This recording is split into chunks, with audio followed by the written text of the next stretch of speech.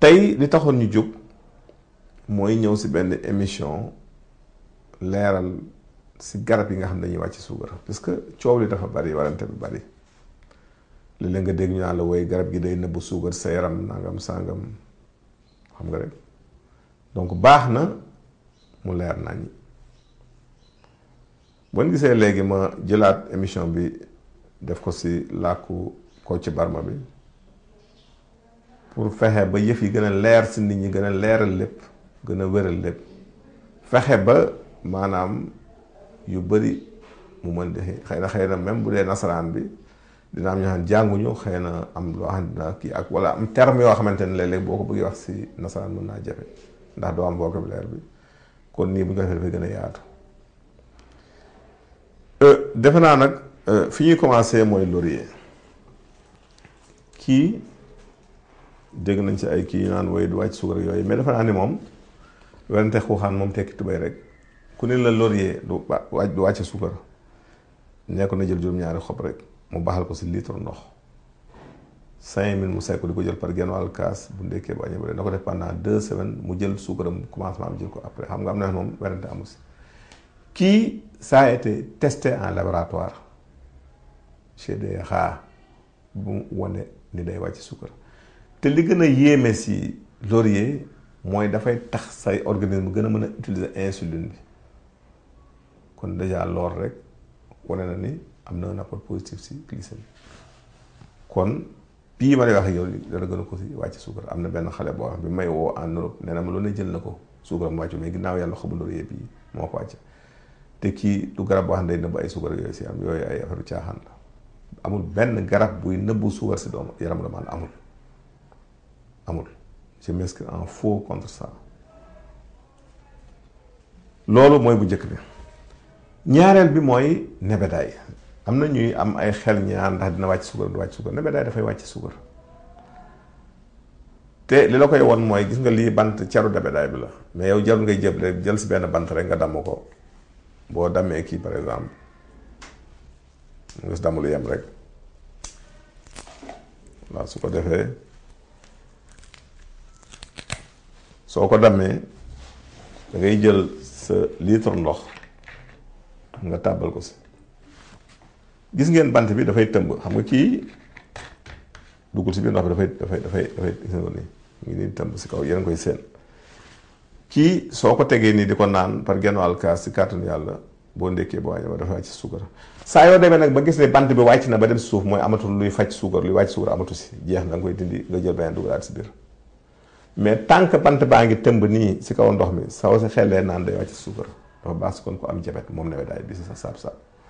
soo demee nag ba bant bi dem ba si suuf ba laal suuf ba tëmb xamal ne amatul luy faj su boobaa mën nga ko dindi sànni jël beneen bant dugalaat kon loolu lu ma tax xam la xam-xam du ay caaxaan xam-xam du lu ñuy for xam-xam day dañ koy jàng firnde ko mu leer kon nebedaay garab gu wér la buy wàcc suukar ku weddi mën ngaa testé xool beneen bi ñu si teg mooy warga kii day wàcc suukar moom it dañ ko testé en laboratoire scientifique dañ ko testé ba mu wóor day wàcc suukar muy thé vert bi muy thé noir bu verte bi bu ñuul boo sam baax na nga jëbal sa nga loxo rek baxal ko si litre ndox 5 minutes nga segg di ko jël par genn wàll kaas boo ndékkee boo aña boo reer te dafa bari ay antioxydant su ñëwee si kii moom la ñuy wax fenugrec day wàcc suukar aussi lu baax la suukar mën nga koy def infusion mën nga def décoction boo tibbee genn wàll kudd bu ndaw rek def si genn wàll kaas ndox bu tàng yëngal bàyyi mu tey nga segg naan day wàcc suukar mooy fenugrec bi ñu bëri yaakaar nañu yëkkati dëndu jigéen rek la mën wala joxee fes ak hanche mais am na beneen loolu mooy wàcc suukar si nit kii soble la xob bi moo am quercétine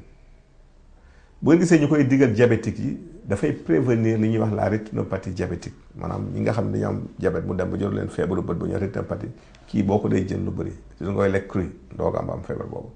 kon ñi am diabète mën nañu ko utiliser moom kii laaj la moom hypoglycémie day wàcc suukar aussi moom laaj lu wér la utiliser nga jël bu la neex nga ko booleeg persil sax da ngay jël juróomi dooma daal di nga fexe ko ba mu sew jël benn nga bu persil def ko si haché ko tàngal litre ndox ba mu tàng nga bàyyi mu tey nga segg ko di ko naan si kàttanu yàlla dafay wàcc suukar lu wér la lu leer kii bu ñëwee si garab yi nag reen yeeg sungu yi kii béer la soo amee xas mi nii baax na wut si ñett yu toll nii nga raxas ba mu set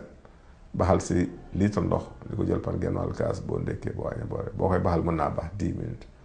day wàcce suukar. lii di mbër boof day wàcce suukar mais doom bee gën a ti soo amee mbër boof baax na boo amee doom bi moo gën soo ko fajaree ba mu sew rek nga def ko macération si litre ndox di ko jël par genn wàll kaas day wàcce suukar. kii bante maare la day wàcc suukar bante maare boo amee car bi nii baax na lii rek boo ko baxalee si litre ndox te ji segg ko di ko naan par genn wàll kaas boo ndekkee boo añee boo ree si kàttanu yàlla dafay wàcc suukar. kii moo tax tey jii sibiru wàññi ko Sénégal ndax man ñema fàtti ko ñi ma ko mos a digal nga koy baxal bu nawet bi jub si kàttanu yàlla doo tëdd sibiru boo koy baxal di naan moom bante maare day wàcc suukar aussi. kii xorom poole la lu baax si suukar la aussi da nga koy def décoction boo jëlee lu toll nii rek mooy nga baxal ko si litre ndox 5 minutes segg ko di ko jël par genn wàll kaas dafay wàcc suukar. gerte gi ngeen di gis nii lu baax si suukar la gerte kemb gi